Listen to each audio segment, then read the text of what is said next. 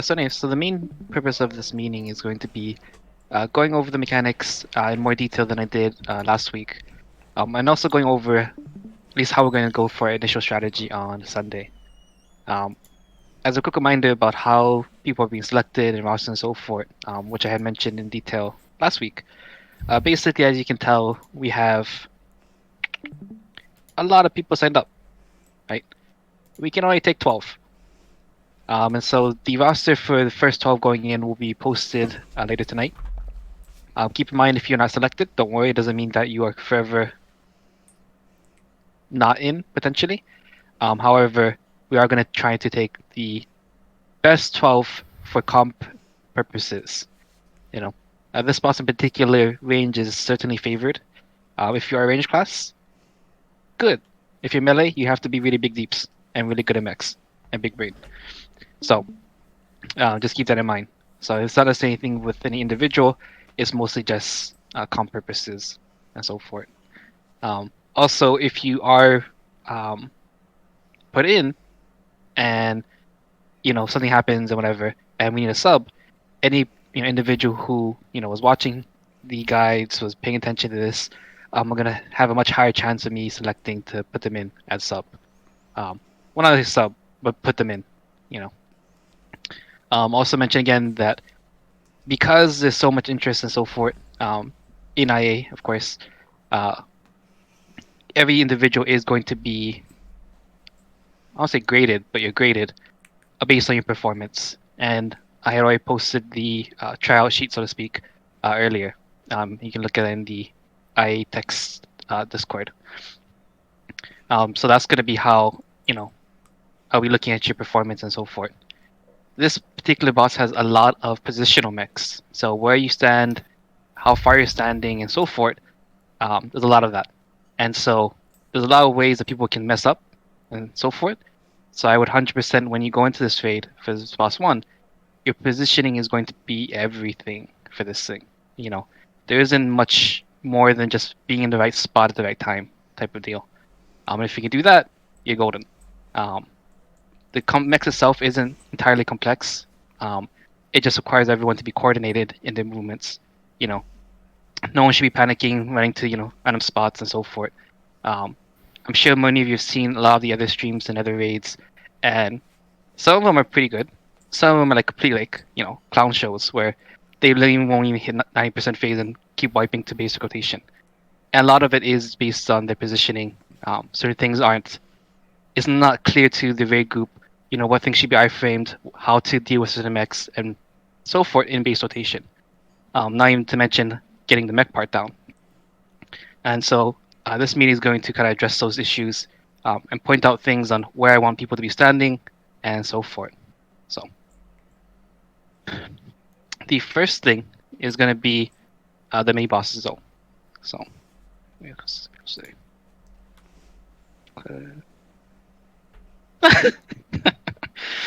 Prepared.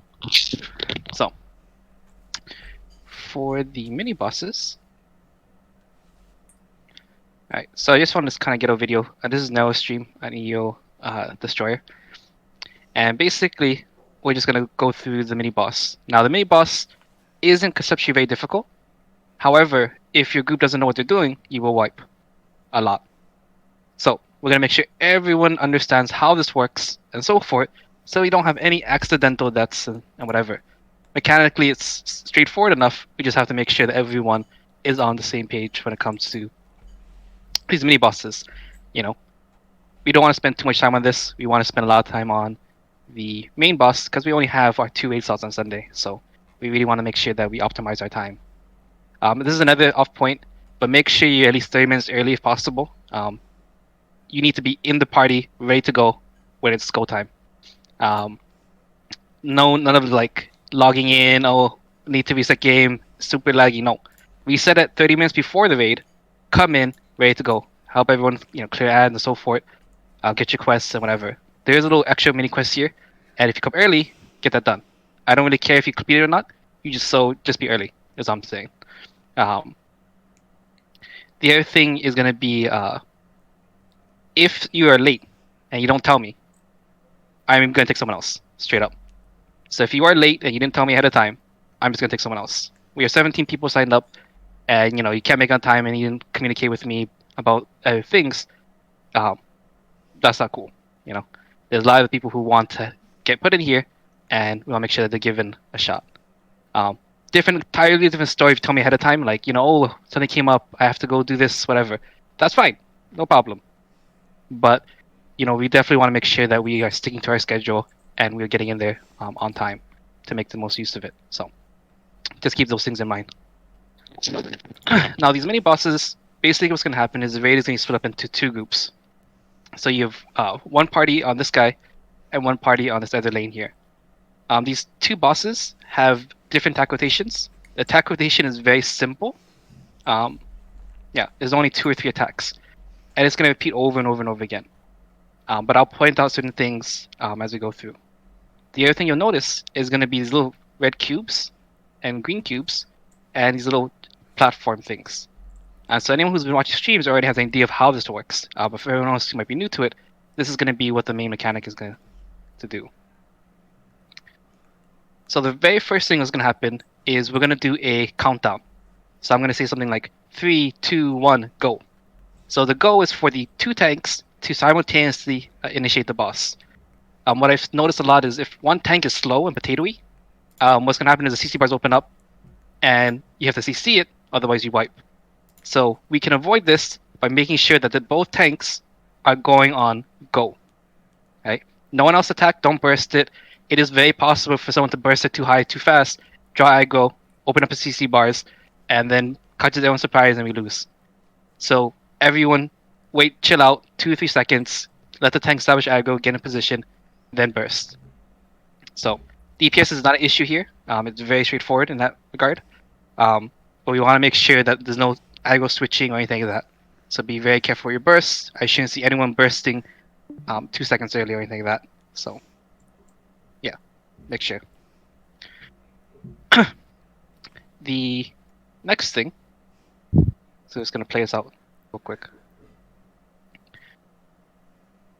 is this little jumping platform. And so when we watch the video, you'll see how this jumping platform works. But the basic idea is when someone touches this thing, this little yellow box thing is going to go over the end, and anyone on this little platform is going to get thrown into the air. And this is going to be the major mechanic of this mini boss. And it's going to basically put you on the other side. So everyone is going to be fighting both mini bosses, and they're going back and forth, including the tanks. Okay. So just wait for them to start this thing up real quick. Should be around 24 minutes. The other thing to note, and this is more for the raid leaders and so forth to know, is the order that the cubes are in. Now in this one, we can see is red, green, red. And so that's going to determine a few other things, but just keep that in the back of your head.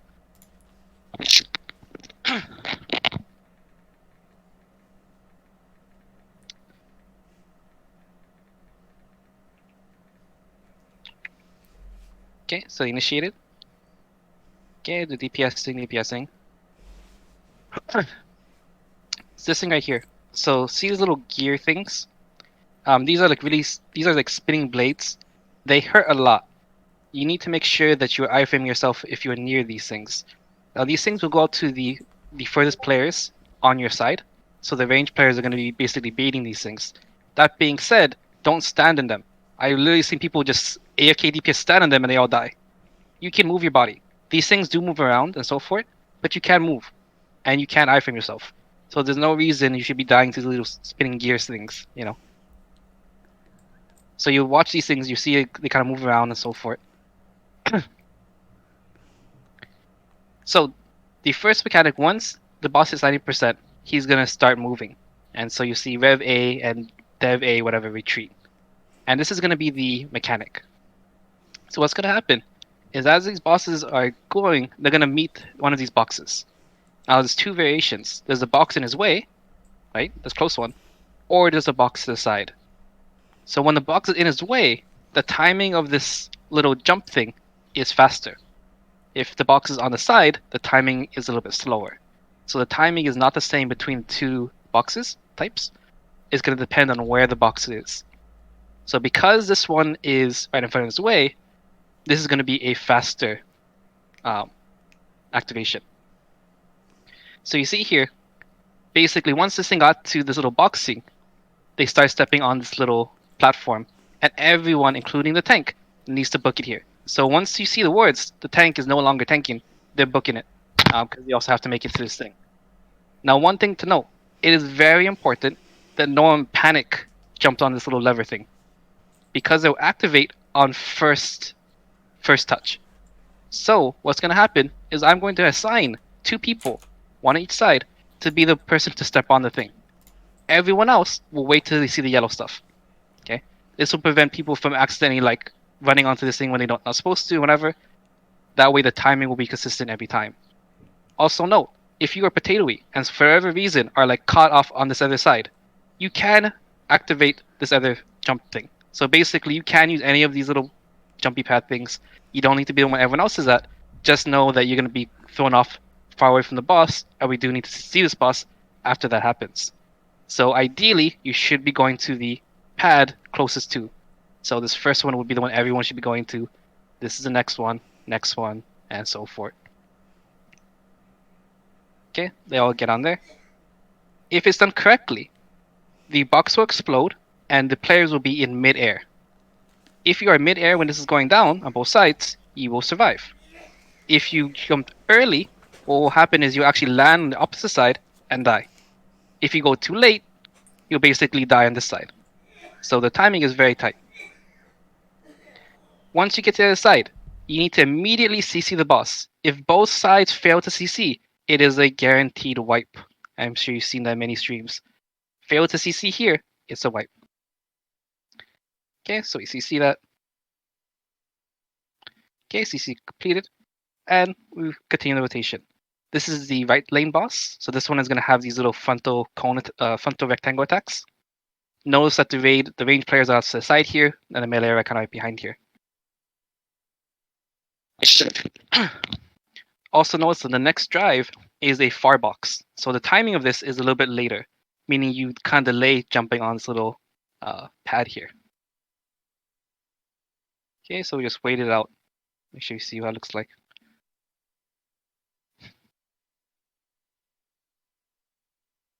Okay, so they're treating. So right here, if this team was going to transfer over, this is the time that they would actually step on the thing and make sure they jump over. If you go, so basically the timing of it is once it gets the thing turns to the little box thing, then you can step on it. This little launcher thing has 5 seconds before it actually launches you, and so that should get you in the air before this thing launches over. In this case, because of how this mechanic works, they don't necessarily need to launch. They could if they want to, but they don't need to. But what will happen is this thing will explode and create 3 poison circles. It is very important that 3 players, which will be assigned, will step on the 3 little puddles there. The mechanic of how this works is when this green box explodes, everyone on the side will get 1 poison stack. When you step on a puddle, you get another poison stack. If at any time you get 3 poison stacks, you will instantly die. And so this is kind of the switching mech that it has. So because no one has any stacks, the most people will get is going to be 2 stacks on this side if you touch a puddle. Okay, so you see here, explodes. Here's the 3 green puddles. They touch it, they get rid of it, and they continue. Notice ahead of time, the next one is going to be a red, and it's also a far away one. This means that you have to wait until it gets here, turns to it, then touch the little pedal thing. Okay, base rotation, keep DPSing it. So again, the main thing here is to watch the timing of this thing. Okay, so notice here, this left side here, we can't see it, but the CC bar is opened up, yeah? What usually this means is that the tank got knocked back or something and initiated a range check. So his CC bars open up. You need to immediately CC it and you save the run. If you don't, you wipe. So it's very important that tanks never get knocked back. Never, ever, ever get knocked back. The rotation is the same, like 2 or 3 skills. There's no reason you'll get knocked back if you're paying attention. Okay, so they completed the stun, so it'll continue on. Wait for the words, should be pretty soon. See that guy potato out, he went stuff. Don't be that guy. Okay, so moving. Got here, turned, step on it, get thrown in the air. So this guy did good, which is good timing. As you saw, they basically stepped on it once the thing got to the end and turned to it, then they touched the little pedal. This other group, we couldn't see what happened, but they apparently potatoed out and died. But the same deal, you come back, CC it. Obviously, there's no one on the other side, so it's going to wipe them in the end. And that is the entirety of the mini boss. It's basically just jumping onto the little pedal thing at the right time, hitting the CC. DPS, DPS, DPS. Green one, touch the green pedals. Same thing, drive, DPS, DPS, touch the pedal at the right time, jump over, CC, repeat. The little red box also does mech damage, so I have seen many groups actually like clutch this simply by getting a red at the very end and killing the main bosses for them. So as long as one person is alive when this goes down, you actually still win. So I have seen that where, they got to the very end, there's no way they'll be CC, but the mech damage actually killed the mini bosses for them. So don't give up and don't think, oh, there's no hope. Depending on how far in you got, it is possible that the box will destroy the ads for you. So, any questions about the mini bosses? Is there a way to cleanse poison stacks? Cleanse poison stacks. Die. You can't. If you die, that's it. So yeah, no, there isn't. And I think from what I've seen, the poison thing was like 3 minutes or something. So basically, you have to cross over every other one. So you can't have 2 greens in a row, you'll die. So basically, from what I've seen, you cross the first one, the second one, you can eat, but the ones after that you have to cross. Actually, that reminds me. So one additional point, they didn't make it this far in this video, but it is possible to get another green box, right? And what will happen is they'll still jump over to the other side, right? But when they get to the other side, you hit the CC. The 3 people who didn't have poison go ahead and touch the 3 things. That means every single person in the group will have to touch poison. So basically, whether you're part of the first set or the second set, that will already be pre-planned ahead of time. But just know that you do need to make sure that every single person is eventually going to touch a poison stack if we get to the second green box. So that's just an extra detail. So even the tank got to touch the green puddle at the second green box that we see. So everyone has to do it, including tank. But as a general rule, CC first, touch green puddles after. Okay? CC first, touch puddle after. Another thing I've seen a lot of groups potato out on is when they get jumped to the other side, like melees in particular will panic, tab days out, put a daze on the thing, you wipe. Because, yeah. So very important, if you're going to get up, hit 1. If you don't have a quick get up, you just got to deal with it. So, range CC is obviously very good because you can do it from wherever you get thrown off. But just be very careful. Do not tab daze this part. If you don't trust yourself, just for this mini bosses, just lock your tab daze. It's fine. I've seen people do that. So if you don't trust yourself, just do that. Otherwise, make sure no one tab dazes out. Just hit your 1 to get up naturally, and then CC.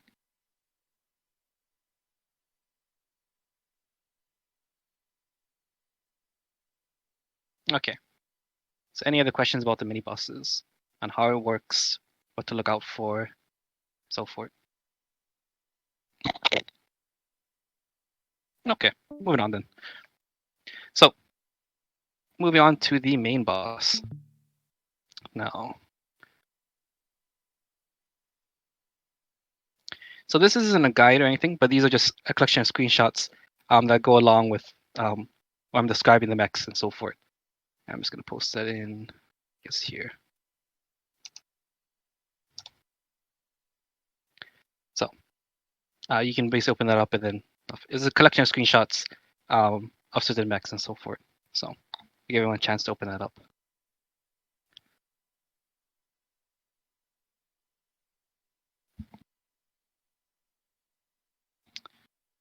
Okay, so also, it's already been posted many times, and hopefully at this point everyone has already kind of read through this. But if you want to know more details of exactly what the mini ads rotation is, it is written here, so you can see in detail, the range of the things, iframe and so forth, in here. So if you want to know more details about that, again, it's like 2 attack rotation, so I don't imagine this to be very difficult. So onto the main boss. So I'm going to this. So this video from one of the EU groups, I think is probably the best or most clearest video I've seen attempt for NA in this thing. And this group actually did clear it. And I'm gonna say right now that 100% this video guide, or not guide, this video is what a lot of the way that we're gonna approach the boss is going to be very, very similar to this. So if you ever get confused on how we're probably gonna approach it, you can go ahead and look at this video as a reference guide. Looking at the positioning and how they handle the mechs, it was very efficient, which is what I like. There are many ways to do this boss, but I think this group definitely did it the best for what I've seen. And so we're going to use this as our guideline. So there are many videos again, many methods of doing this, but I like this one the most. So this one I'll use. So when we first start to fight, what's going to happen is the tank will approach in at 12 o'clock. Keep in mind that depending on what guide you have seen, they might approach a different 3 or 9. There's a reason for that, depending on how they want the bosses to face. But we're just going to say they're going to approach at 12. Okay. And the first thing you'll see is this little red and blue thing, right? And what this is going to do is basically going to give everyone a buff. And they're either going to get a blue one or a red one. There's going to be exactly 6 reds and 6 blues. And you'll see in a second here when I put this characters on. So you notice there's exactly 6 reds and 6 blues. Again, which order and where people get their buffs and so forth is dependent on how the raid wants to deal with certain mechs. Because certain color combinations at certain areas make it a little bit easier. That being said, because of the amount of time you have to get into the phase, you can adjust this to whatever you want. So it doesn't matter too much as long as everyone is on the same page about where and how the mechs are being placed and so forth.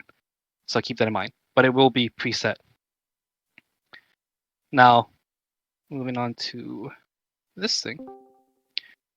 So the way we kind of have it set out right now is that there's going to be 6 positions of red and 6 positions of blue. Now, again, these are going to be all the melee players, and these are going to be all the range players. Now, because we have 2 wardens, 2 of these range players are actually wardens. So they're not actually going to be that far out. They're going to be at 8 meters. And they're going to have to kind of adjust to it, but we'll make do. Everyone else, however, will be in these positions. Now, we go back to this video here, and we can see a rough outline of this positioning. Now, that being said, this is just their run. They want to say being absolutely perfect, but this is really good in terms of where people should be standing and so forth. So to keep point of reference, this right here is 12 o'clock. So this guy right here is the tank. And you can see here that there's going to be 6 melee. So there's one guy over here, one guy here, one guy here, here, and here. So this is 12 o'clock, and this is 6 o'clock. And then you have your range players also kind of spread out around that area. I think you mean 3 and 9. Whatever, you know what I mean. Well, this is 12 o'clock and 6 o'clock, yeah. From this perspective, yeah. So, anyway, going back to the positionings. So that's what this is going to represent. So this 12R right here, the R means red buff, blue means blue buff. And so if I assign you position, like I say you are 2R, that means you have the 2 o'clock position and red buff melee. So you would be literally this guy right here. Right, so that will be your position. If you assign to 2B, you're this guy. And so again, you can use this video as a guideline for if you get assigned to a position to know, you can basically look at that guy and see how he moves. Because again, this raid had very few mistakes when I watched it. Okay. So the other thing is going to be the assignment of buffs. And so basically what's going to happen is the very first person to approach in, which is the tank, is going to get the red. And from that point onward, it alternates buff based on distance.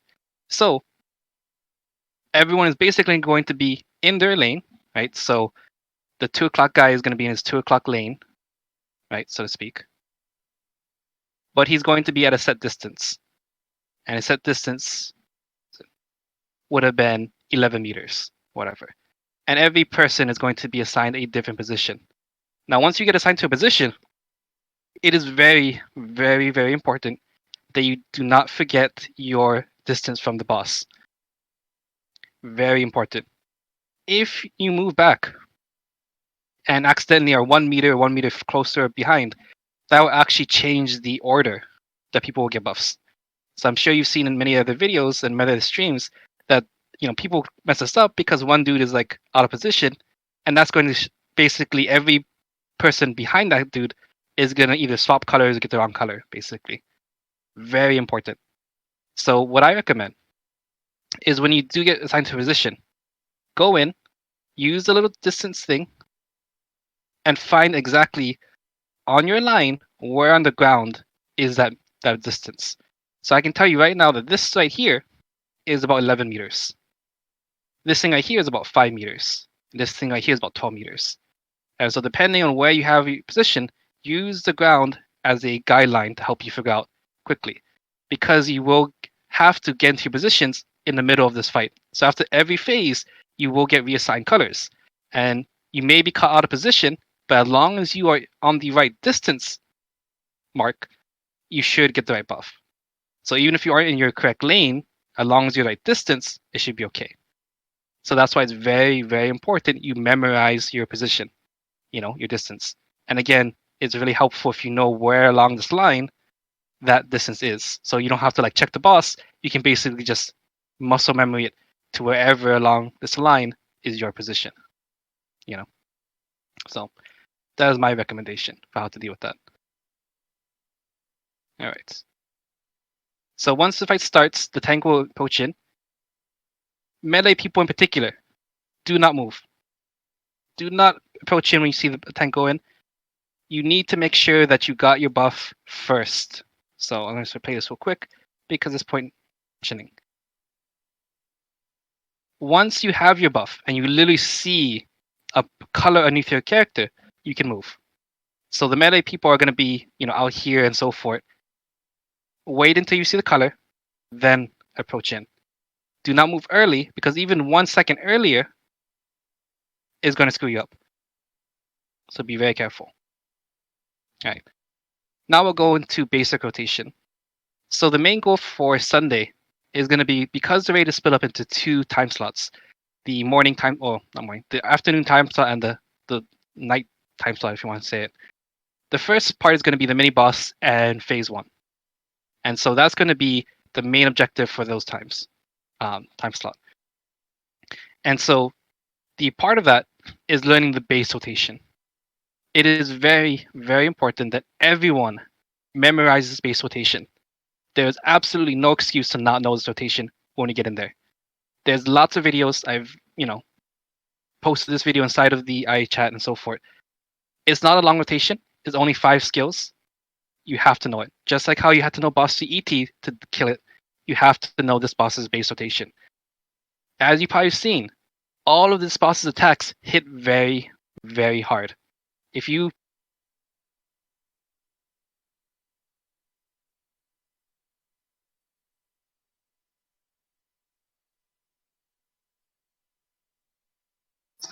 Is Dusty still talking? I don't hear him. Nope. Oh yeah.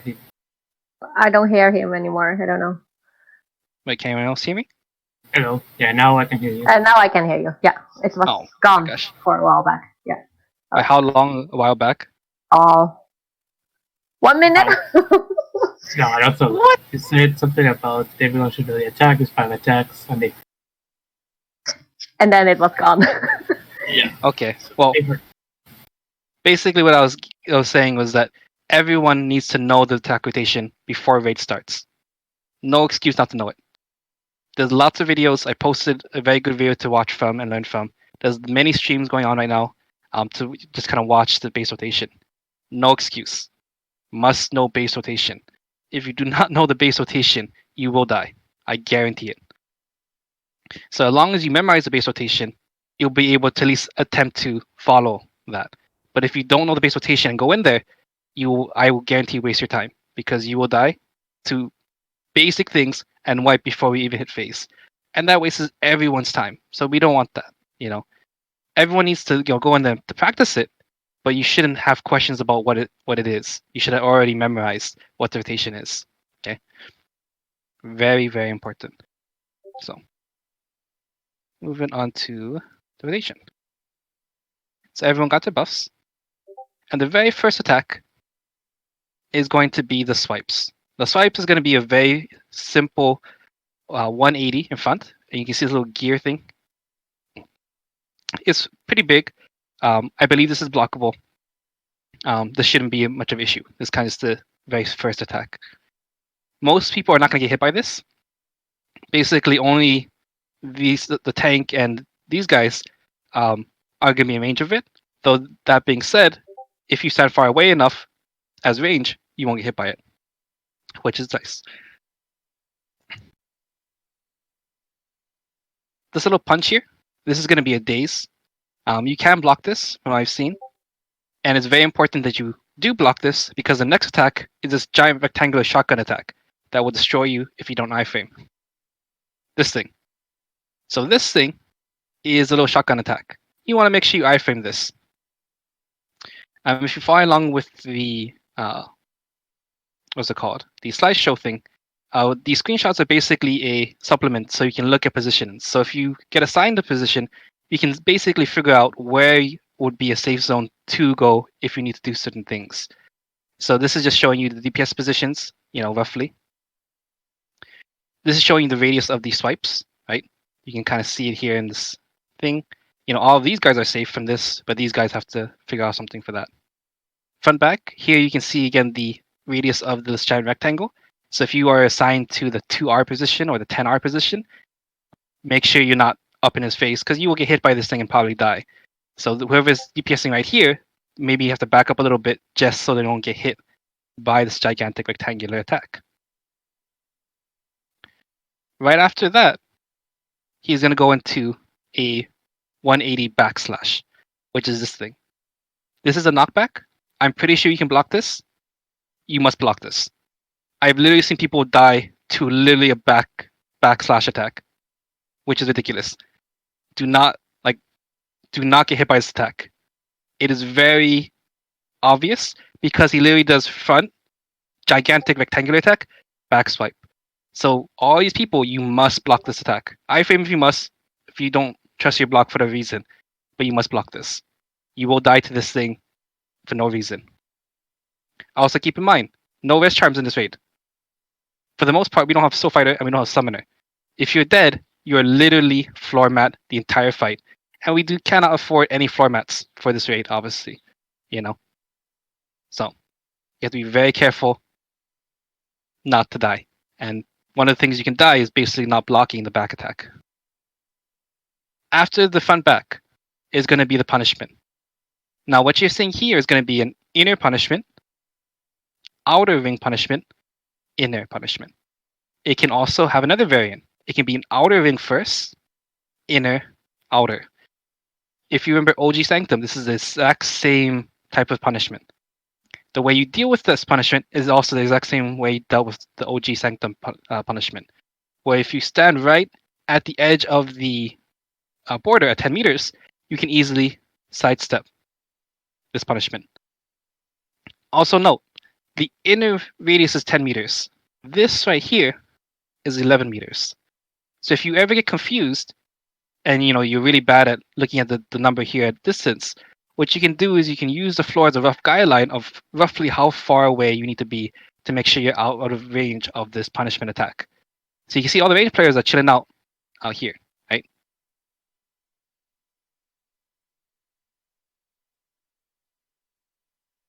outer.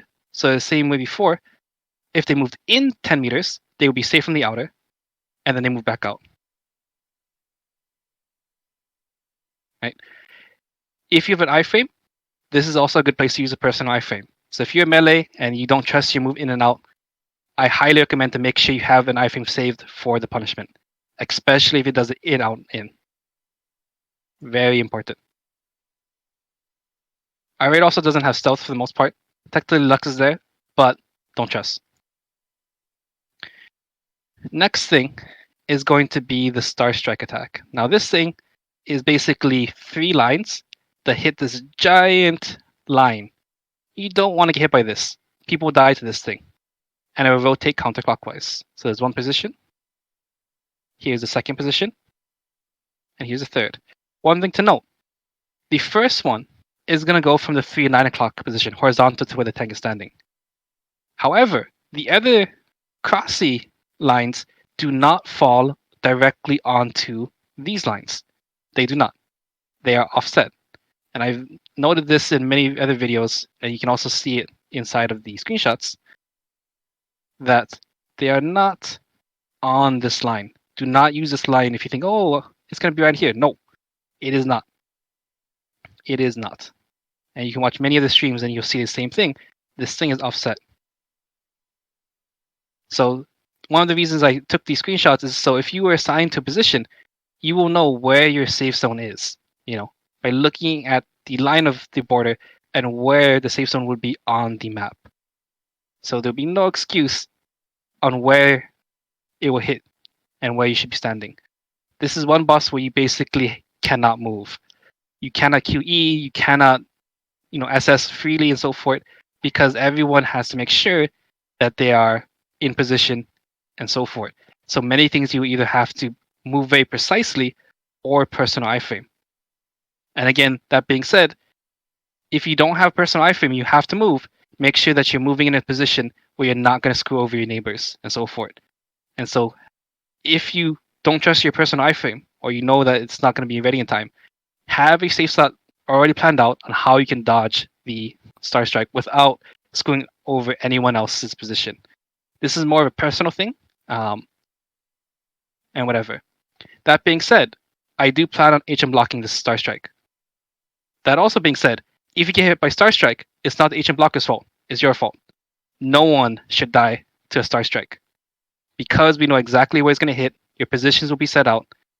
You should have multiple things ready. Personal iframe, movement, or HM block. But we were going to use HM block as the primary. So if Star Strike's a problem, make sure that you have movement plan ready as backup for the backup. If you don't trust your HM block, personal iframe, 100% acceptable. Okay, moving on to notation.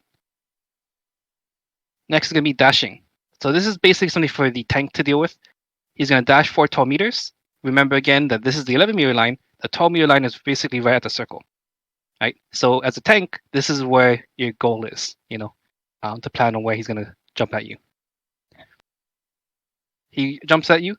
You need to be further back than the bosses, and he'll shoot back. This is based on where the tank positioning. Tank needs to be very precise in where they stand. If they're offset, I've literally seen it like dash to like off center, and then it proceeds to screw everything up. If that does happen, it's not a big deal. Just know that everyone is going to be shifted over. And if that happens, your positioning and things are going to be more difficult to figure out. But for the most part, just assume that the tank will be able to aim it correctly, and it'll go right back to where it came from. Immediately after this, and you also notice that none of the people moved. All the melee people just chilled out. Right? They didn't go chase the boss or anything like that. Everyone stayed still. Because the next thing that's going to happen is the CC part. It is very important that you pay attention to the positioning of the boss, because that will determine what CC we use. So skip ahead here.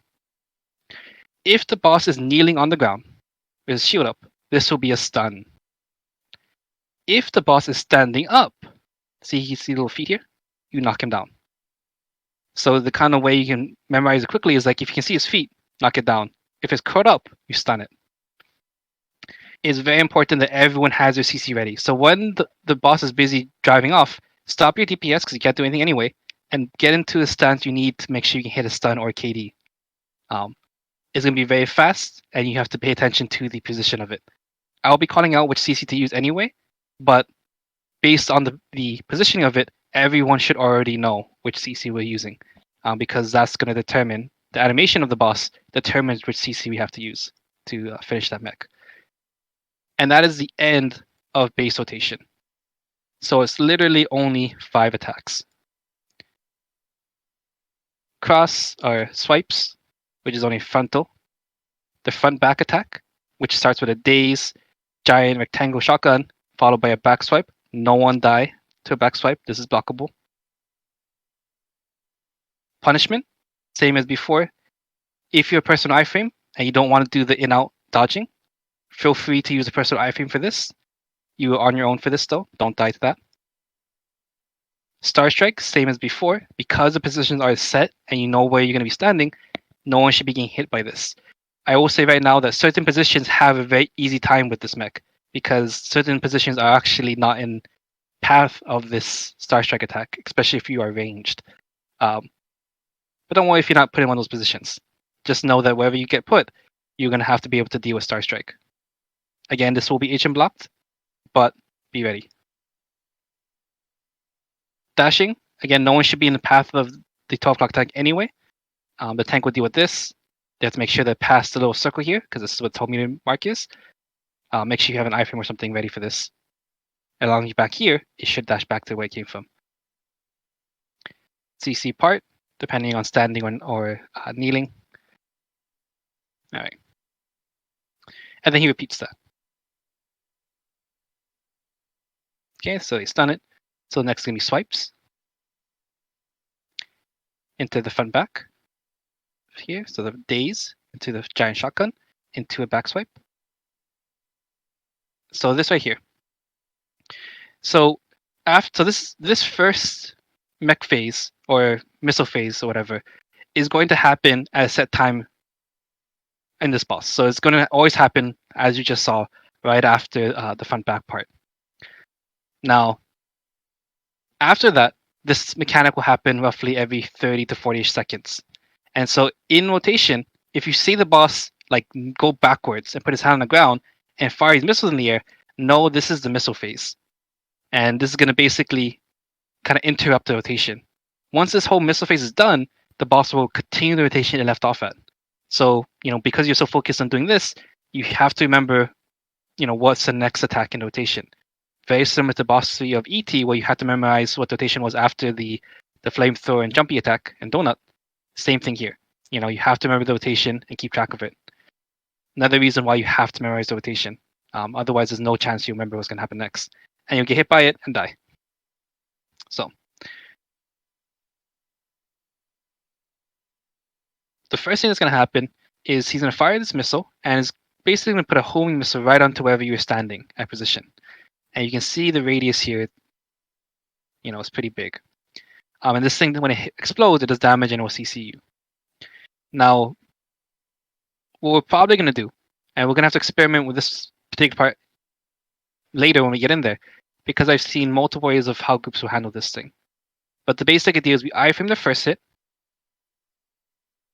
Right, so they iframe that. And then on the second missile, they touch their partner. And so each player is going to be assigned a partner. Now, with how this group had it, all of the melee were red and all of the range were blue. And what's nice about this is when you have two people of the opposite color touch, you get a longer iframe. If you have the same color, what happens is you still get an iframe, but you get knocked back, an iframe is shorter. And so if you have the same color, you actually get a nice long iframe that will actually last the next part here. Because right after that part is this little missile attack thing here. Okay, I just want to say something here for this. Yes. I think the NA version is kind of bugged.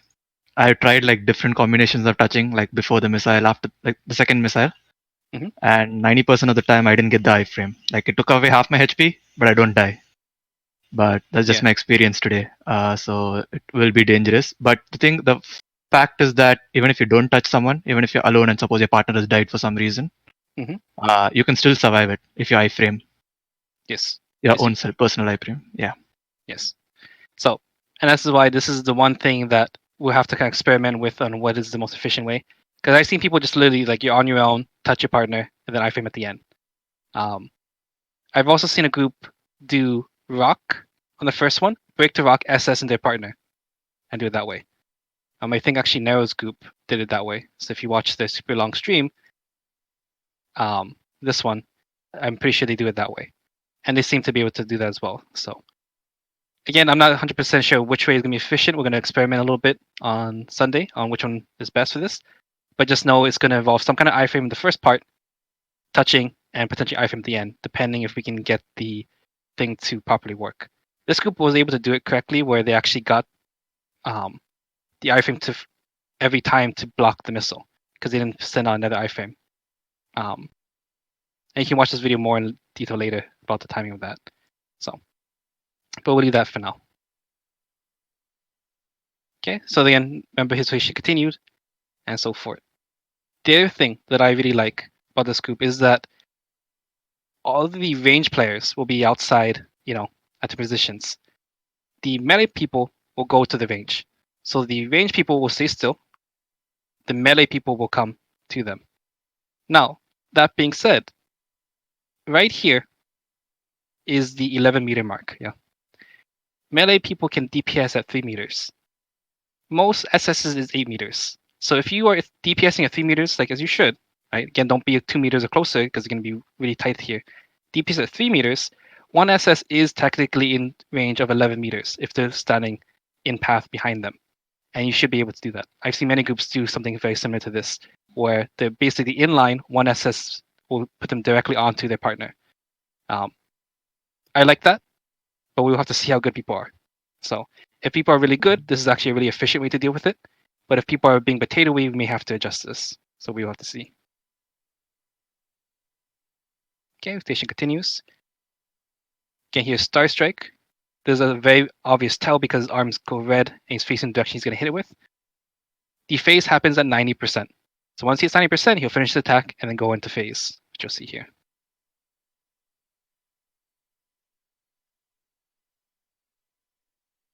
Okay, so it's driving, carry to CC. Okay, he went to phase instead. You know he's going to phase because he kind of goes to like rocket boots and jumps down. And this will make sure that he's directly in the center again.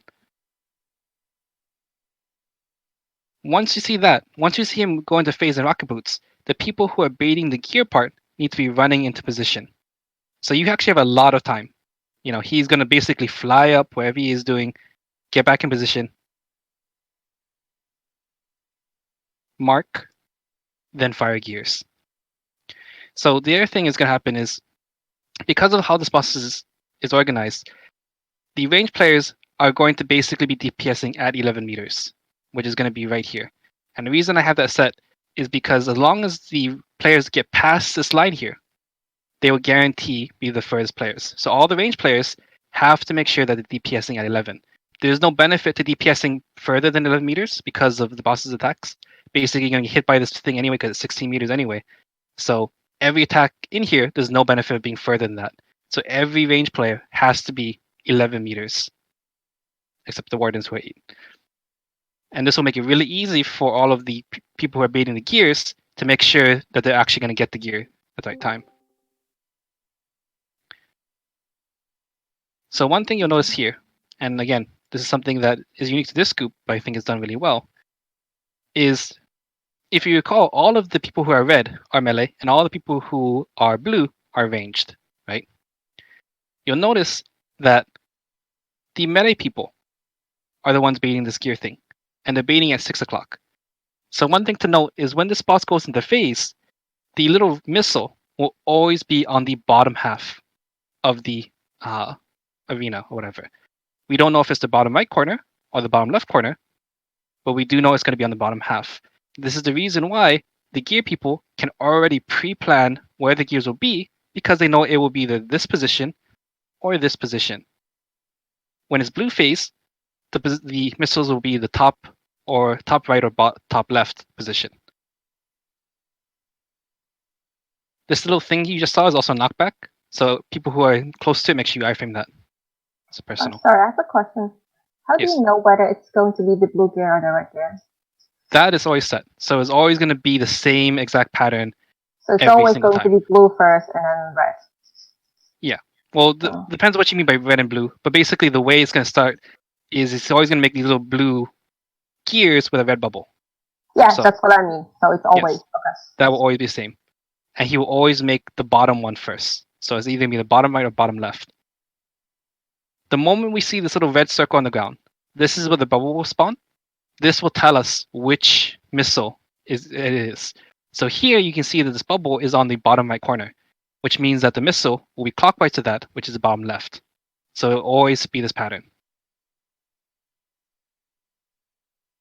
So I'm just going to play this through just so you can see the whole thing, but I'll go back to it when we talk about how we deal with the mechs. So for now, ignore the mech part. I'm going to do the base rotation.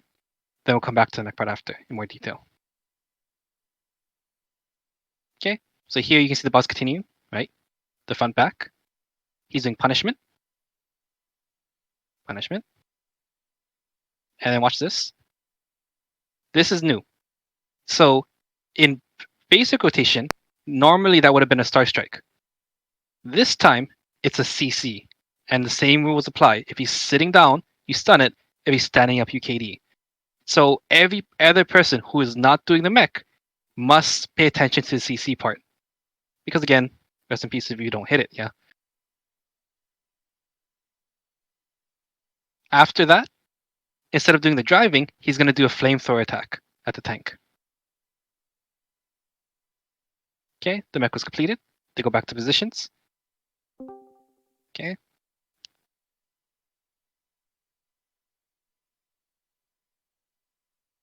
Okay, so this right here, when he goes up in the air like that and starts spinning around, this is the ice timing.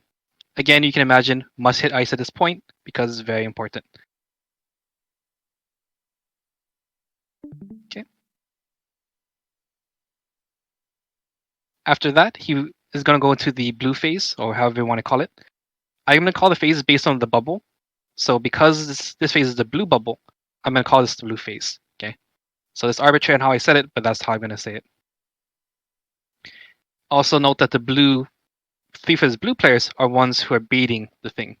So at the first part, the 9%, which I would call like red phase, the red people are baiting the gears, right, with a red bubble.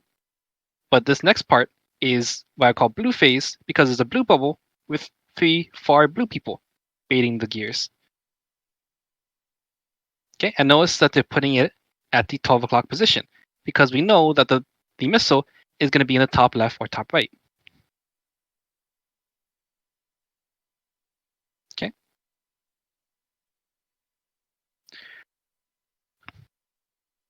Also note there's actually another way to figure out where the missile is going to be. Once you know where the red one is going to be, the blue one's always going to be the direct adjacent to it. So in this case, it was this one was first. This is going to be where it spawns. Or you wait for the bubble, which is right here, to know that it's going to be this one.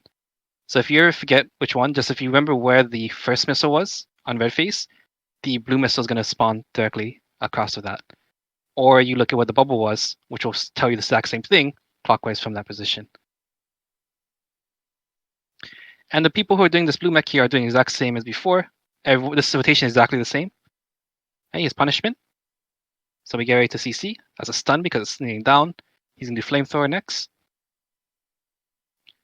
There's a flamethrower. The mech was completed. We get ready to ice. So there's one extra detail here that I'm going to pause in a second.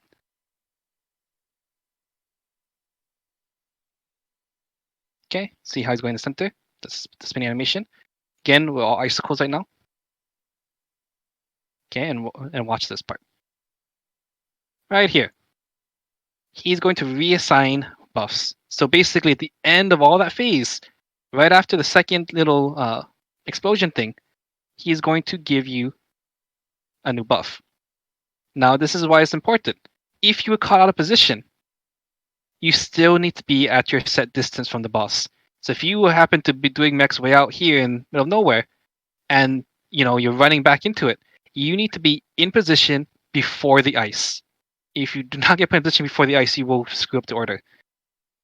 You must be in position before the ice goes out. So when you're in icicle, you're already in the position you started the fight at.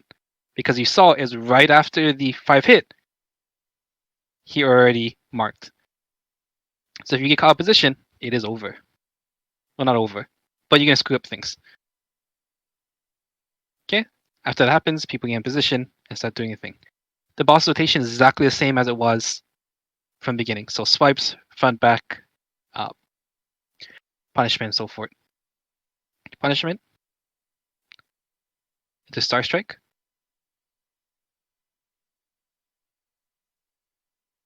Into dashing.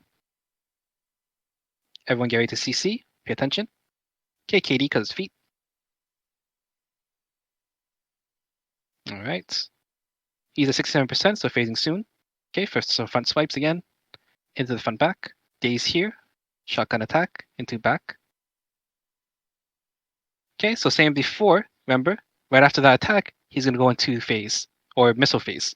So this is where we would iframe in some way, then touch your partner on the second missile. If done correctly, it should nullify that. A touch, the missile block. So see that they were all nicely yellow color when this was going out, or white color, whatever you want to call it. And no problem. Also, for these animations here, I do have screenshots of these things, so you can see a bit more precisely what they look like. So here you can see the starting animation is how he looks. He puts his little hand things behind him and shoots the missiles from the back. Then first set is going to be where you're standing. So initially where you go off. The second set is going to be the second position where you start moving, but it's also the simultaneous time when you touch your partner. So the timing is very quick. So you basically see the missile and start moving toward your partner because that's right after that is going to be the part. Here you can see that all of the people who are touching are yellow when this little magnet wave went out, which is good timing because they should be iframed for the actual missile blast, and basically no one will die that way, if timed correctly. Again, if you happen to touch someone who is opposite color, what will happen is you get a shorter iframe, you get knocked back, and you have to press on iframe this next little missile blast. It comes out very quickly, so I highly recommend that you don't screw up your colors and making sure you're touching the correct partner, so you get the full 3 seconds instead of the 1 second iframe. What happens when you touch someone of the same color as you, which is no fun. Okay, into punishment.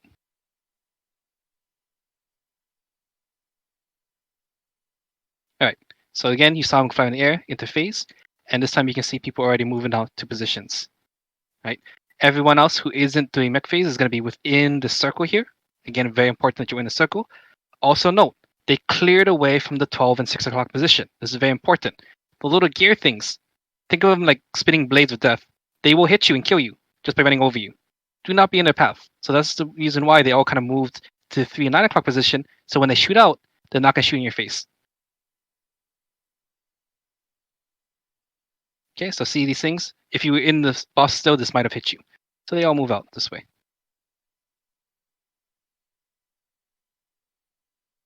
Okay, and even notice the tank moved out of the way as well. They just kind of move to the side there. Okay, so this thing, you'll notice that they have the 3 red on top and the 3 blue on bottom. Okay, and at 65%, both bubbles are going to happen at the same time. Again, I haven't gone to the ball driving. I'll do after this. Just doing the base rotation first. But just note that there are going to be 2 bubbles. And again, they're going to be adjacent. Red bubble first. So all this is going on. Everyone else is still doing the exact same rotation from this boss. Right, so here's the daze, the shotgun, back swipe, punishment. Everyone get ready to CC. That's the next important thing. No Star Strike. Okay, CC. You wait. KD. Okay, flamethrower to the tank. So all this stuff is going on. Everyone else is just DPSing while staying position. They're basically avoiding the flamethrower, avoiding all this other junk here. Notice that when people are in phase, they're not holding to a position that they had when they first started the fight. They're basically adapting to it, so they're basically not anywhere near where the mech is going. Because if you are above near the mech people, you are going to mess up the mech. I guarantee it. So it's very important that everyone has to then readjust to left or right side of the boss while these mechs are going down. And this is why you notice that they're kind of off to the side here, is because all the mechs were happening at these 2 quadrants. Okay, so basically it's doing the same mech as before. Right, here's ice. That was the end of the phase, that's why. Okay. Right, hit a little punch into the shotgun, into back swipe. Into punishment. We go to CC. We go for the CC. Watch the animation. Okay, stun. Alright. Into flamethrower to the tank. Oh, look at that guy. Man. Okay. Phase is gonna end. Get ready. Alright.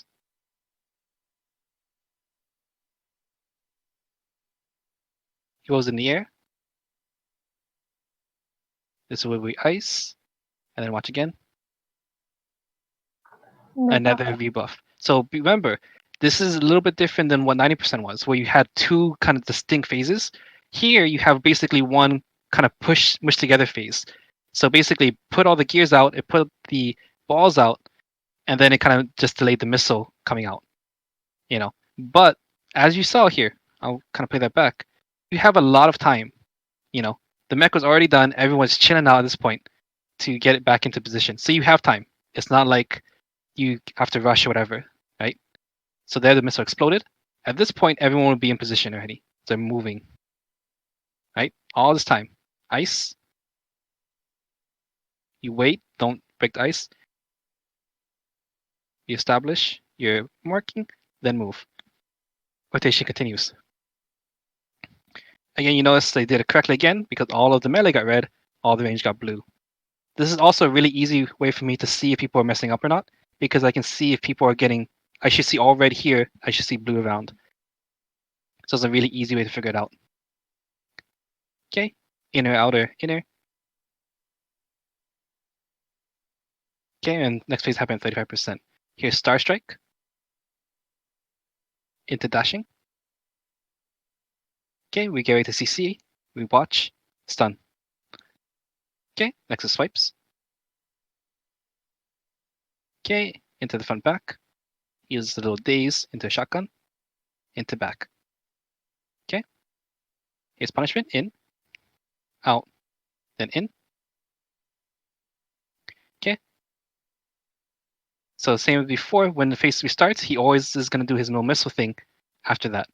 So the thing is, if we have good DPS, we'll only see one of these things between each phase. If we take longer time, we're going to see this again after 30 or 40 seconds-ish. So this group is really good. So they only had like one of these phases per in between each phase. So it was really easy to predict. So the very first one is easy to predict, and I can pre-call. After that, it's going to be much harder because it's going to put in the rotation, which is why people call it DPS check. If you take too long, that's going to happen again. So iframe that, touch your partner. If you did it correctly, this thing should be iframed. Note they still took damage though. So even though they did it pretty good, they still took like the first or second missile worth of damage, as you saw in the HP bars. So again, you have to have good HP and defense and so forth. These things, even when done correctly, can still hurt a lot. So even though this group was pretty good, they still took quite a bit of damage, And because these guys are in the 400k plus range, when their HP goes down to half, that means these guys are getting hit by 200k plus damage, So if you only got 300k, that one attack is going to put you down to like 20% or less. So it's very important that you don't neglect your pet and other things. It will be very helpful for this fight, especially since we don't have any second chances, no res charms. Okay, so that's KD because standing up. 37% phase is happening soon. The way you set up is going to be exact same as 65%. So both the bottom and the top are going to be replaced with gears. Okay, 35% going to phase. Okay, he's flying. Notice how they already move into position, right? Everyone else is within the little bubble here.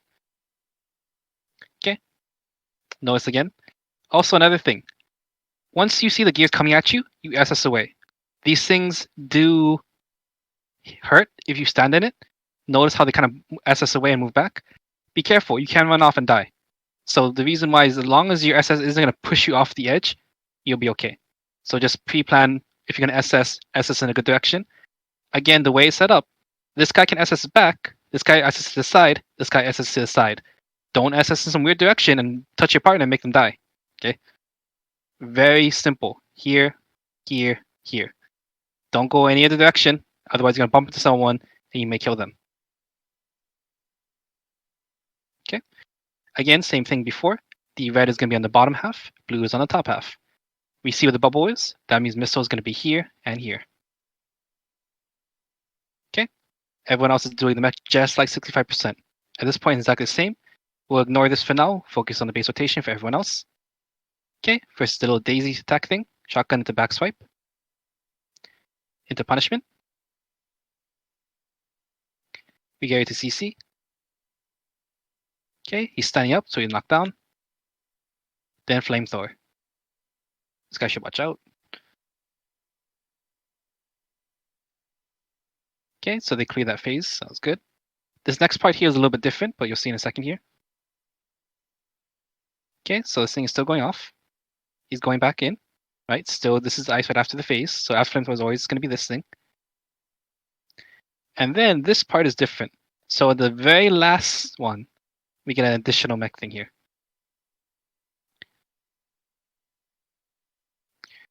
Dun-dun. This thing. So this is basically a laser death line, just like you've seen in other parts. So if you touch this, you die. You can go over it by assessing or dashing forward. So the same way that you would deal with crossing in like boss 2 of ET, between the little quadrants, is the same type of skills that could be used to go over these little laser lines. This makes it more difficult because if your group didn't pre-plan on where the ball or the gears were before this phase, it obviously makes it a lot harder to deal with it. So that being said, if your group was good enough to get to this phase, they already are good enough to get the ball or the gears pre-planned to the position that the missile will be at. So you can see here, they already knew the missile was going to be here, so that's why they kept the ball and the gears over here in this quadrant here. Okay, they're still dealing with this. They also do another really interesting thing here. And again, I'll talk about it after, but they're basically stalling this to time this explosion at the end of this phase, because you actually can do a nice little bug, or I don't know if it's intentional or not, but you can basically make him skip the little explosion thing. So normally what would have happened is the boss would go into his little super attack, yeah? Notice what they're doing now is getting position, right? But no super attack, yeah? They just went straight into base rotation. And so apparently what happens is if you can time that last missile explosion to happen during the time of the last flamethrower, he will actually skip the super attack at the end. That being said, that isn't too much of a big deal because we always have ice for that. But it is a kind of nice extra detail that basically cuts out that one super attack, so less chance of error. From this point onward, the colors and so forth, there is no additional mechs after this. It's basically DPSing them down. However, as you notice, people got different colors, yeah? They kind of reversed it almost, yeah? And this is basically because either something was intentional or not. But it doesn't really matter in the sense that the only time it's going to make a difference is for the missile attack. So they still have to do the whole iframe touch deal. And it's much easier if they're opposite colors. And it just happens that they're all blue and all red on the outside, which is opposite of what they normally had. But it's okay, because basically the same principles will apply. This boss doesn't get any additional mechanics. It doesn't get any additional stuff. And so at this point, it may be very tempting to say you're done. No, you're not. Until it's dead, you're not done. So don't celebrate early, because you can still die to the little missile blast thing. Remember that these attacks still hurt a lot. 2 attacks without protection and you're dead. So don't go full on panic mode. Stay calm and keep going, because I guarantee you can still wipe here. You can still wipe. These attacks still hurt. Okay, here's the missile phase. Again, the iframe the first hit touches on the second. Iframe, touch partner. If they did it correctly, the missile blast shouldn't kill them, and they continue on. Okay, here's a shotgun front back. Into punishment, in out in. Into Star Strike. Okay, here's Star Strike. Into dashing after this. Dashing. We go to CC, you wait, stun. Okay, back into swipes. Okay, notice he's a little bit off center too here. Yeah, he's a little bit up front. So that just means everyone has to shift over a little bit. So you still keep your relative positions from the boss, and it's roughly the same angle. Just so when the missile phase does happen, you're not when they SS out into you, you'll be behind them. So the range players have to be very careful that they look where their partner is standing to make sure they position themselves behind where the melee person is.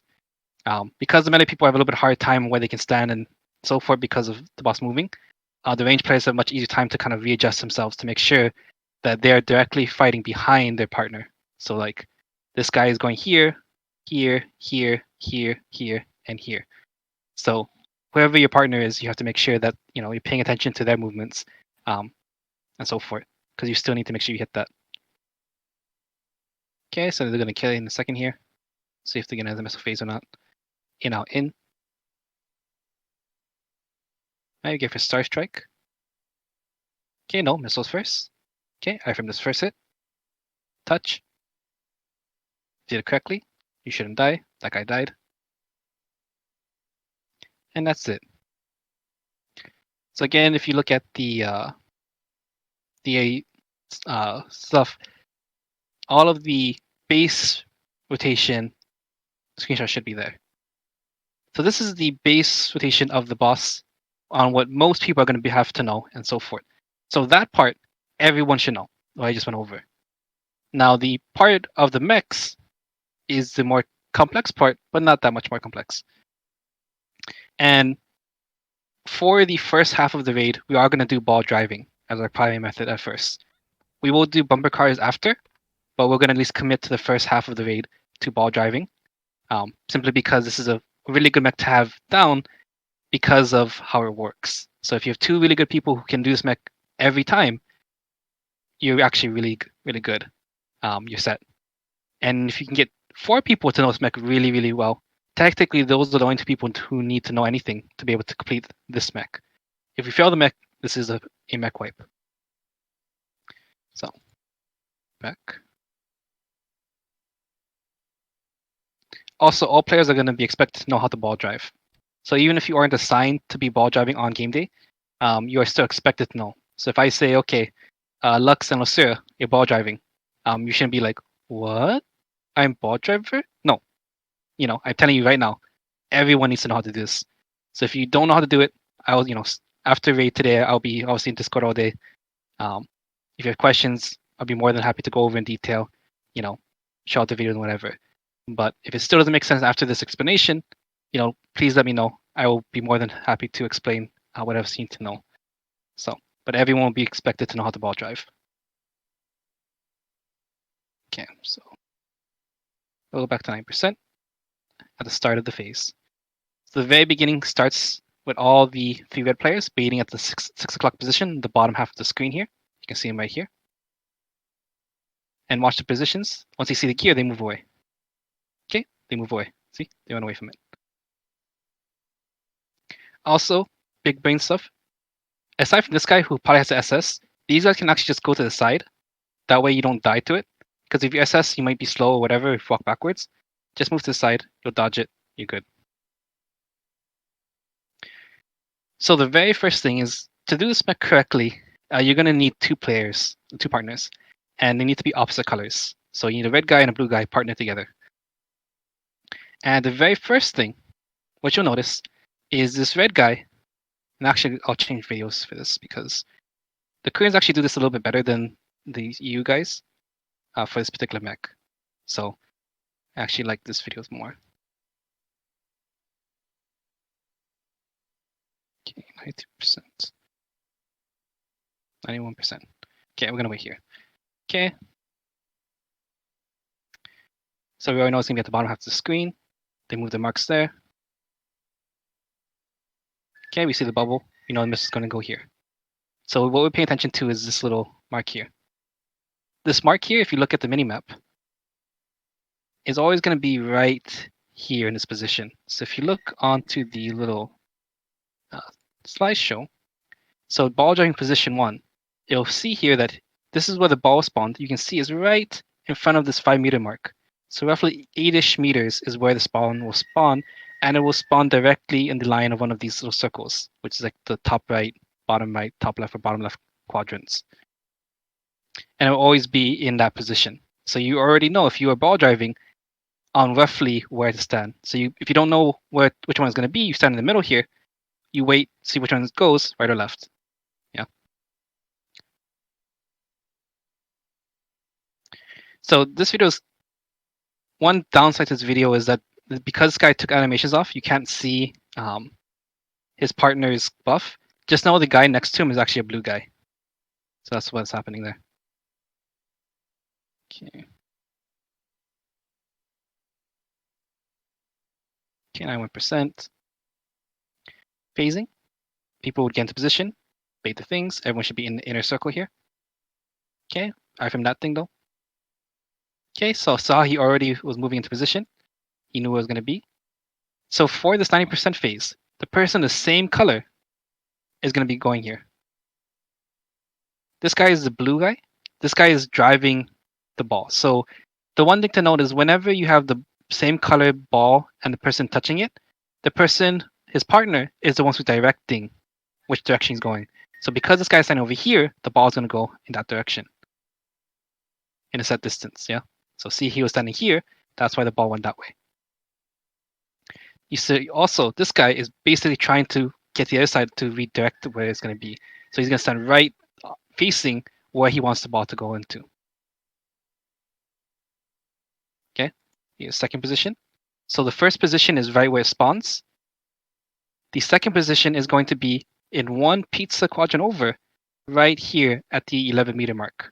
Right, so you can use the floor as your marker to know exactly where to put the ball.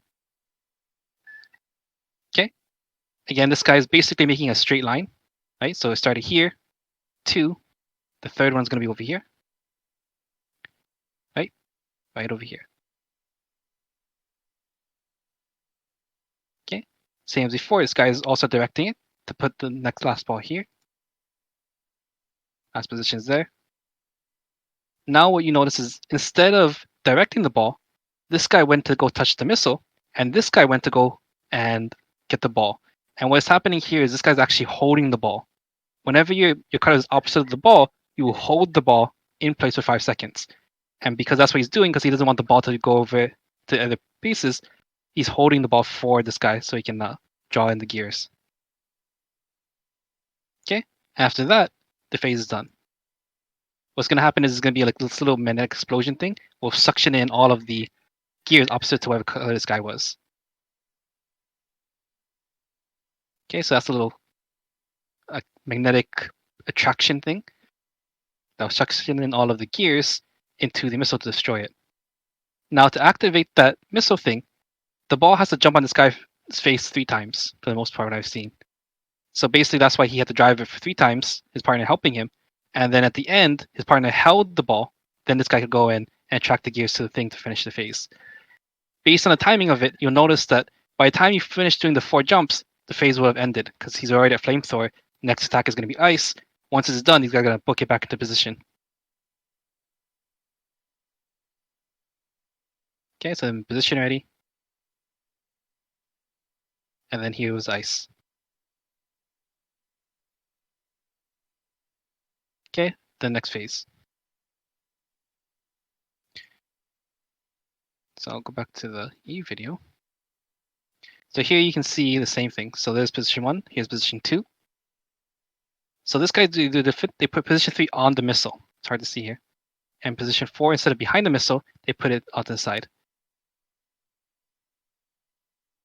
Same deal though, because the ball is held before his partner who's there, it still made a little suction thing, which made all the gears come into it.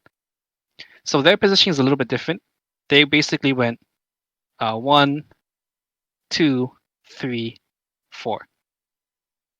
I don't think there's any downside to this. I think this is 100% a very effective and efficient way. Instead of doing what the Koreans did, which was 1, 2, 3, 4, then went in.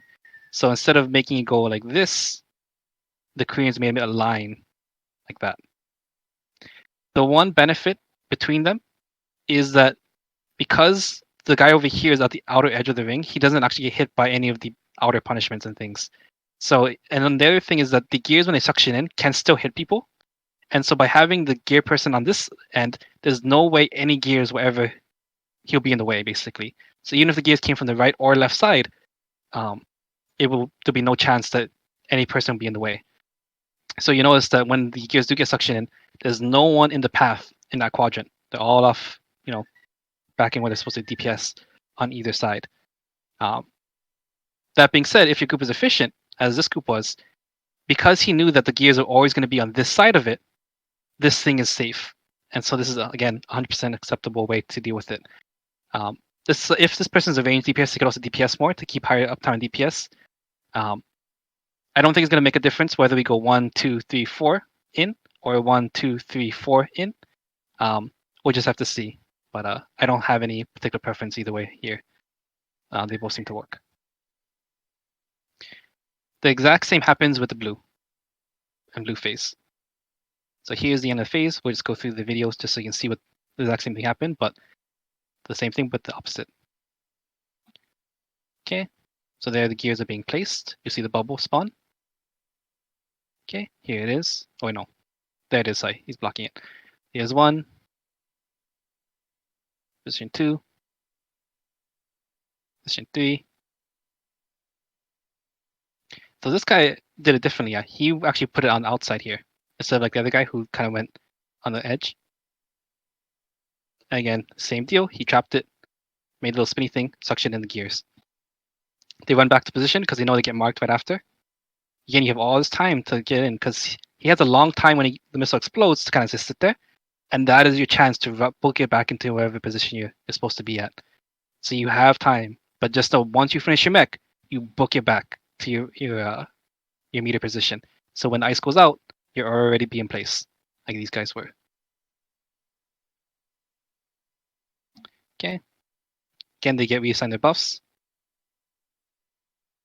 And back to phase. So I'm just going to skip ahead so we can see 65% phase with the ball driving. So this time, pay attention to the ball driving, not the boss. One thing I will say though is when you are ball driving, the boss's attacks are still going on. And so if you were assigned to the first half, the red phase or the blue phase of this mech, certain attacks will be in range of you. Like for example, the front back. That back attack is still in this little cone here.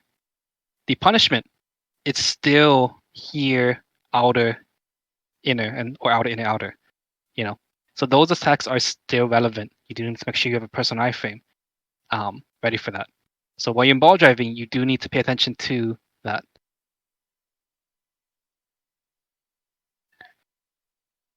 Okay, so let's see, 7%. Okay, swipes into front back. Here's the daze, shotgun, back swipe, into punishment. No, missile. Okay, iframe this hit, touch your partner, and you should be okay. Okay. Here's the punishment, in, out, in. Okay, for star strike. Okay, he's going to phase. They bait their missiles, or gears, I should say. Everyone else is moving to 3 and 6 o'clock positions, out of the way of the mechs. Once that's done, they can start moving back, but they're still avoiding it. Now, what you'll notice is the red buff people are doing the exact same thing as 90%. So they're going to deal with this one first. The timing is exactly the same. You're going to see them do the exact same thing. The blue one is different. So, because what's happening here is they're actually holding the ball and stalling it because the missile isn't appeared yet. So they're basically playing with the ball until the missile appears, in which case they'll then do the exact same thing as red guys did.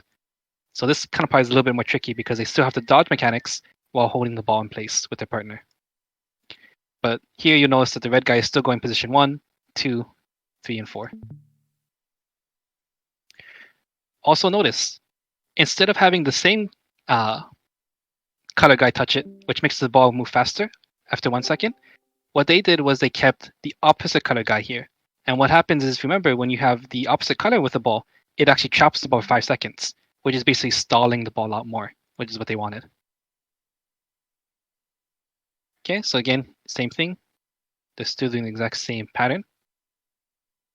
Also note that this guy is pushing the ball this way. And what's happening is, if this ball touches one of the punishment rings from the missile, when it's exploding, it will actually pop the bubble, preventing you from doing the ball driving mech. And so what they're doing is they're actually timing the holding the ball and driving it so that it avoids a punishment ring, while still themselves avoiding the actual boss rotation. At least trying to. Okay, so you can see here, this is the final position, so this red thing should be finished soon. Everyone else is still CCing here. This should draw it in. This guy is still stalling. There it is. That looks finished. This one's going to be going soon, but there's still going to be an ice right after this. So he's still moving. So notice, the ball driver is still playing with it, even with the ice coming into position. So this person's already, basically what this guy did was he pushed it out here, then pushed it back so he can start his mech right where the ball would have originally started with. So he can basically make it the same way at each phase. Okay. So he's basically going to make it jump on him 3 times, as before. His partner is guiding the missile. Okay. Everyone else is still doing the base rotation. So this is the end. Here I got the 3 things. He's holding the ball. This should attract the gears. One other extra detail that I actually really like about the scoop is that you'll notice that the gears are at the edge of this rim here, yeah? And so what actually happened was, you couldn't see it because we were looking here, but the people were actually pushing the gears to the edgier part to give the blue guy more space to do the ball driving. If you don't move the gears out, basically what's going to happen is there's going to be these giant gears in your face that if you hit them, it's going to screw up your buff and prevent you from ball driving correctly. And so what they actually did was they just moved the gears out of the way. So instead of, they just bumped it out of the way, made space, and now the blue guys in the pair can do this ball driving without having to worry about gears to the face. Okay, section's in. Everyone gets to position. You need to be in position for this part because you need to get ice and reassign color buff.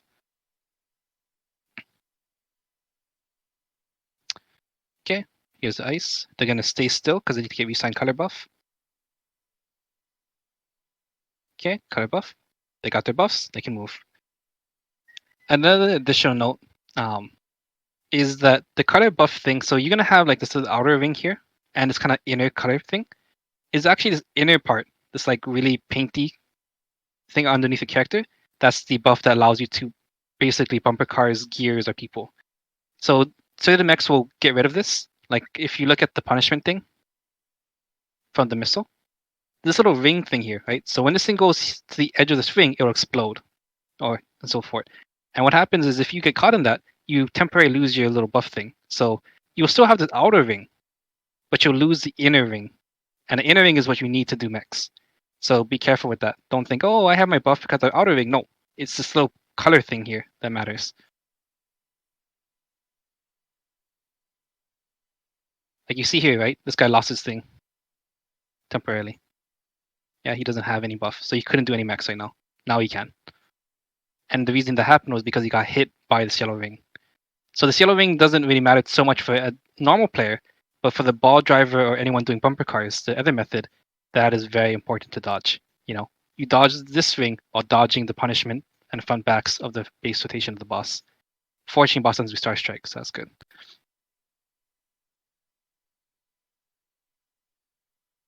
Okay. So moving on 35% real quick, so you can see how that one's a little bit different. Okay, so again, same way, this way you start is exactly the same. They all get their little gears in position. The ball drivers are going to position as well. Because that is first, this is going to be same color because I want to actively drive it. So they're already moving the thing. Because the blue one is second, they're holding it. So the opposite guy is holding the thing in position. Again, moving it this side. They may also do this to get people time to bumper cars these gears to the edge. But I'm not entirely sure. That's my guess. You can see these guys are still trying to like move things away. Yeah, pushing to the edge. So you completed that one like it's normal. This guy is still stalling.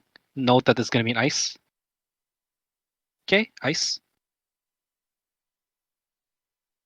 Okay. And so here we know the missile is going to be here anyway. And so what you see is that these guys are actually just stalling out the timer. I don't think that was intentional. I think that was accident. Okay, so blue is going to keep driving it. Now notice that because these guys already got the ball in the correct quadrant, they are just basically playing with the ball inside the quadrant, stalling time for the flamethrower attack to happen. They could potentially have done this mech sooner, before that happens, but they're purposely waiting to the end so they can cancel out the last attack. Okay, so again, this guy's still blue. So I think this is the third hit, so this guy should be able to suction in things now. Yes, he can. Okay, he's stalling the ball. And this should suction in the gears while the thing is still going on, which it did. And that would cancel his last 5-hit attack. He's still getting positions though, and so forth.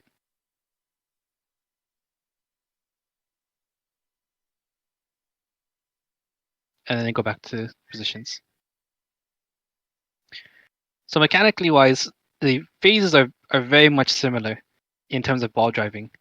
The way 90% and red bubble does it is exactly the same for all phases. So 90%, 65 and 35%, the red bubble people are doing the exact same way. Same 3 positions.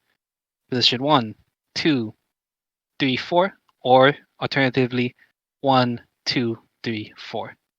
Either one works. For the second one, people who are doing blue, that one's a little bit harder with 65 and 35, simply because they need to stall the ball for the first phase, which is basically swapping the color. So they have opposite colors touching, holding the ball, keeping it in play. And then when it comes to phase time, then they start moving the ball back to the actual missile. And at 35%, they basically are keeping the bubble in the quadrant the missile will spawn in until it's time to explode it. So they time it with the flamethrower attack. And again, you can watch this video in more detail if you want to see exactly which positions they did, and if you can figure out even more efficient positions of where they would bounce the bubble to make it so they don't get hit by certain attacks, so forth. So, yeah. Any questions about ball driving? I have a question about the bumper cars. Yes. Okay, so I know that that's the second method. The gear people of the same color just push the balls, the gears, into the missile. Yep. For what I read from the guide, the missile works with 2 gears. So wouldn't that be faster than waiting for the ball to bounce? So the reason why, one thing is and again, you can do this mech either way, and I don't see, any real downside to doing either way. However, one thing with the bumper cars is that it's simpler to think about because you're basically just pushing a gear into the missile, right? However, what happens is when you touch the gear, you actually lose your buff for 6 seconds. And so it's a lot slower than you think it is. And in many cases, you actually need multiple people pushing the thing in to get it in time. Because you can't predict, like, I'll go back to 65% phase in particular. Right here. Right. So because at the very beginning at 65 or 35, we can't predict which side the missile is going to be on. We know it's going to be the bottom left or the bottom right. And so the only way you'll be able to do is basically putting them in the middle there, right? And because we don't know, it could be here or here, and there's no way to tell which missile will be before the gears get placed. So we have to place them here, basically in between 2 missiles. And so we can see here that this one can basically get pushed in with 1 bump. This one needs multiple bumps, maybe 2 or 3 to get in there. And also the other thing you have to worry about is that basically you have 3 people with the same color buff who are basically pushing these gears into the same thing at the same time. You're basically doing the same thing. And so I've seen a lot of groups try bumper cars, but what happens is if these gears were not placed in a good position, like if you place these gears in a line, for example, or a curved line like this, 1, 2, 3, and you got to push it here, it's actually very hard to bumper cars that middle one because it's in between these two gears here, right? Now this one is actually, even though it's kind of offset, this is actually easier time to bumper cars because you could do 1, 2, 3. But if the gears get misplaced, where it's in a line here, it actually is very difficult because you actually have to bumper cars 1 here, then shoot it in here. But again, each time you bumper, it's 6 seconds between the next bumper, and you would actually probably need another guy to come around to help, dual team bumper it and making sure that they're not like both trying to bumper at the same time. So you would have to also set bumper 1, bumper 2, bumper 3, and backup bumper 4, 5. Yeah.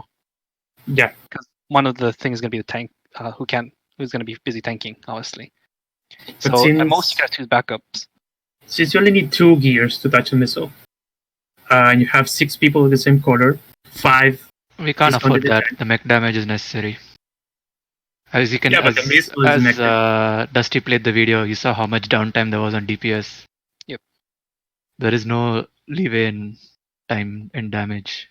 And that's exactly why I say we should try to do ball driving method, because we only have 2 people out, and we can have everyone else in DPS. This method, I think, is a little bit easier because you don't have to do ball driving, but you have basically half your raid out here doing mech. And unless your DPS was really high, it'd be really hard to sustain that while bumper carsing the entire time. Because it's not as fast as people think it is. It's simple. And there are ways to optimize that. Yes, I agree. However, also, the other thing is the regular rotation is going on. And when you're bumper carring, you're not going to be watching that. Yes. That's where you have more people out of position. That's why most of the things fail. When you get hit by too many things and it just chains into a quick insta-death. I agree. The other downside is because if you have 6 to 8 people bumper carsing, the boss still has a CC bar open. You must hit the CC bar when this is going on. So even if you have 8 people doing this mech here, plus 2 people, because even if you do bumper car, you still need someone to bait the bubble.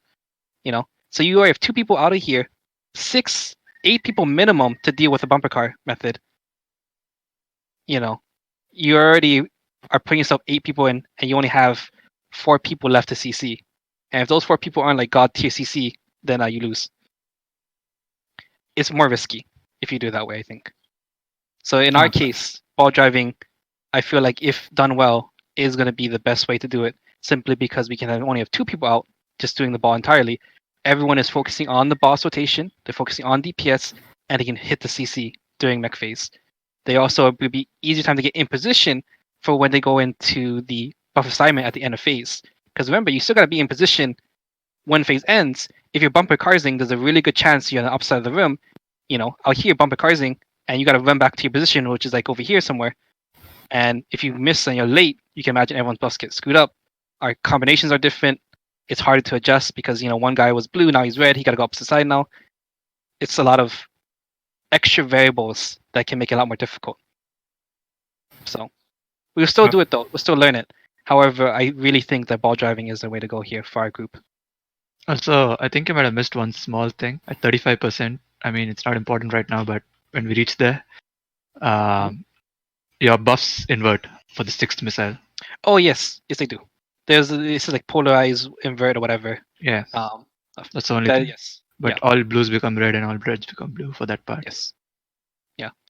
It's in the video, but Tav is right. There's a little during the little laser thing, you see the little the text on your screen that says that. Yeah, it's right before the dead zones. So yeah.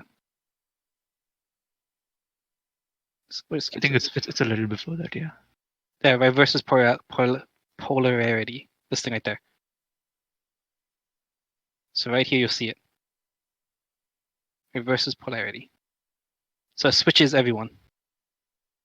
And so what that also makes it, and I didn't explain in detail, is the people who are doing this thing are basically swapping roles. So because of that part there. So they have to not get caught off guard with that. But mechanically it's the same. Still doing the same exact method, exact same thing. They just have a little bit less space to do it because they're doing it inside of the one quadrant, but it is the same thing. And the good thing is this last quadrant, which is the most difficult, can be pre-placed in positions.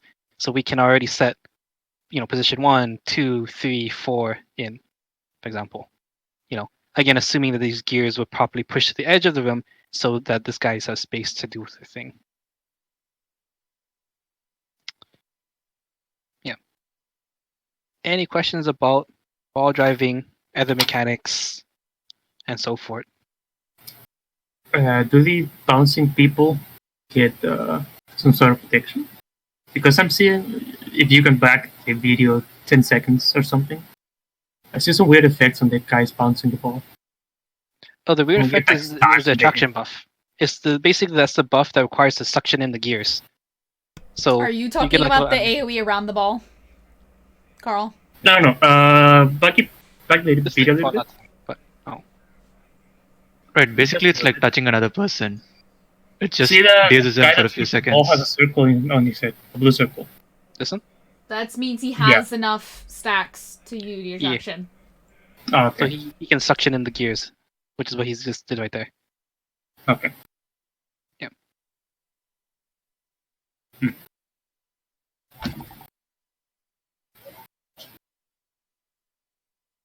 Yep. Any other questions? About ball driving, base rotation, anything else? Can you repeat it all? Oh yeah, sure. So anyway, so anyway, so what's that? Mechanics? Do you have roles assigned for people already? Yes and no. So I already have the idea for when I put it, but I haven't posted it yet. So I am gonna post it after raid though, because we have ET in like 11 minutes from now. So after we do ET, I'll go back into roster, post the rosters, how you'll see your positions and so forth, and then you can start spending all night looking at videos and like, oh no, Spending all night. Dusty's gonna make me do this, and he's gonna make me do things I don't know how to do, and then you spend all night studying, which is good. Which is good. I'm gonna reset the computer real quick for the raid. Yes. So, for your reference again, I have posted these slideshows. These are just screenshots of the mechanics. So these are really going to be really helpful when you plan your positioning on where you want to be standing and so forth. I give you rough positions on where to stand, but depending on your class, how far you can actually attack and so forth, it may be a little bit different. Like Wardens are actually 8 meters, so it has to be a little bit closer. If you can attack at 5 meters, different than if you can attack at 3 meters and so forth. But it's roughly going to be in this pattern. And again, all of the other attacks are here in screenshot form. So you can really see on the map where the boundaries of the things are. So where you would have to be, and which attacks you get hit from. Like another important thing is knowing which Star Strike attack would have hit you. Which is the first, second, or third, or wherever you happen to be standing actually is safe and you don't get hit by any Star Strike. Because there are certain areas on this map here that do not get hit by Star Strike at all. And it's mostly for people who are ranged. Melee people are gonna have to move in some way, or iframe himself. But that should be HM blocked. And this thing. These are the ball driving positions. Again, this is the Korean videos positions, but you can watch the video if you want to see the EU's positions. Again, both things are conceptually the exact same thing, but yeah. Oh, I just looking at the video reminded something. If we happen to do a straight line, one, it is important to have this little space here. So this one up here is actually a little bit further back to give a clear pathway through to the missile on this other side here. If you don't do that, then this guy's gonna have a really hard time. Because what I've noticed is if you put the gears right on this line here, on a circle, and if you do a ball drive, basically these gears are in the way of these guys trying to get to the other side, clockwise to get to the missile. So there needs to be, this gear here needs to be a little further back to leave an opening pocket so these guys can go through and get to the other side. Which is probably the reason why they went with this path instead of where the other people, the EU people, put it a little further back, which I think is even better if possible, just so they have more space to move around and drive the ball. So they could actually do a curve here instead of having to cut through here and go back. So minor details, but in the actual fight, depending on where the gears are placed, the ball drivers may need to adjust their pattern to adjust for wherever these gears happen to be placed, if they happen to be in the way, that is. I have a question. Yes. So let's say if you accidentally put the gear like too close, is there a way to still kick them back? Like, do you have time? Yes, you can bumper cars it. So you can basically, you couldn't bumper cars it, but a person who had the same color buff as the gear can bumper cars it to a better position.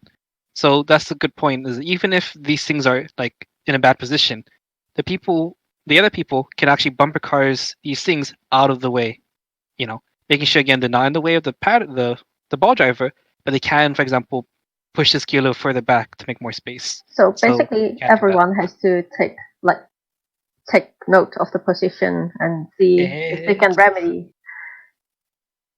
Yep, I agree. Everyone needs to be self-aware because sometimes those things will happen, and you won't know exactly if it's going to be an issue when the gears get placed. So at the very beginning, if the gear gets placed in a bad position, I already shot call and say, we need someone to bumper cars the middle one, the middle blue guy, right, to make space or something. And then any of the people who are stuff can go and do that. Also, make sure you have characters on. When these things are happening, it is very important that you can see what colors people are around you and making sure that you're not going to accidentally bump into them, and so forth. Okay, so in general, I know already everyone knows this, but there is insane amount of lag in there.